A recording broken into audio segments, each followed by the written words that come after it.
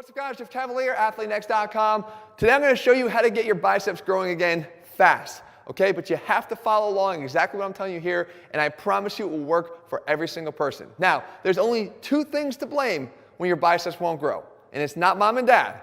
It's the fact that your shoulders and your forearms are trying to do too much of the work. And what happens is years of trying to lift heavier than you should on biceps training in an effort to get them to grow is actually just been working against you. So to fix this is going to demand that you use light weights. And I mean demand that you use light weights because you have to neurologically reprogram what you've sort of ingrained in a bad way here, which is holding you back.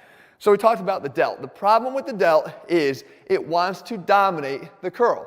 And we know that even shoulder flexion is a component of a fully contracted bicep, but it's not the main function of the bicep. So if you rely on that and you start to bring the arm up with you, that front delt is going to be doing a lot of the work. And only the more experienced lifter who has the ability to do that and still keep the focus on the biceps is really able to handle that. Instead, you want to make sure you take it out right now. And the way to take it out is to keep your shoulders steady and stable. One position. You're not going to see this shoulder move forward at all. Okay, I'm going to keep it right down at my side and curl up and down and up and down. Just like that. Now, it leads into the second issue here. And the second issue is when you're back here especially, you're losing some of that strength from the shoulder. So the forearm's going to want to contribute even more. And that's where it starts to cheat and curl up. And the symptom of this that you can see yourself is the amount of knuckles that you see when you curl. See, right now I see these knuckles right here. Right here. But what I don't want to see are those knuckles. And as soon as I see these knuckles visible to me from this vantage point, I know I've done this incorrectly. At no point do I want to see that. So what we do is we deaden the wrist. We keep it bent backwards. All right? If we keep the wrist backwards at the top, your hand is almost facing straight up towards the ceiling. And we know we've got this stationary elbow. When we do that, we've got another benefit here. It keeps the dumbbell closer to us. And when we keep the dumbbell closer, we get more of that drag feel to it. And the drag feel is going to be good for that outer head of the bicep, the long head, which really intensifies that contraction.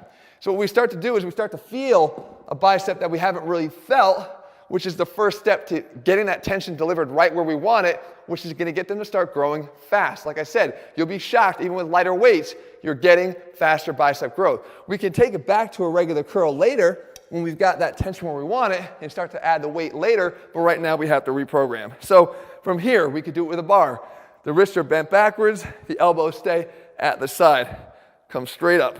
I don't see those other knuckles at any point in time. Up. Up. And again, it's staying relatively close. I'm not arcing the bell. You don't want to see much arc. It's almost coming straight up from here. Okay, and I also showed you another way you could do this was with a dumbbell. Just by grabbing hold of a dumbbell like this, we call it a waiter curl. It reinforces the same thing. I grab underneath like this. Obviously, the wrist position is going to be where we need it to be. The arms come as straight as possible down here in front of us. I curl up until the dumbbell is flat to the ceiling as high as I can go, and I come down. Curl up and down. And this is a 40-pound dumbbell, so it's only 20 in each hand roughly. And I can absolutely feel it.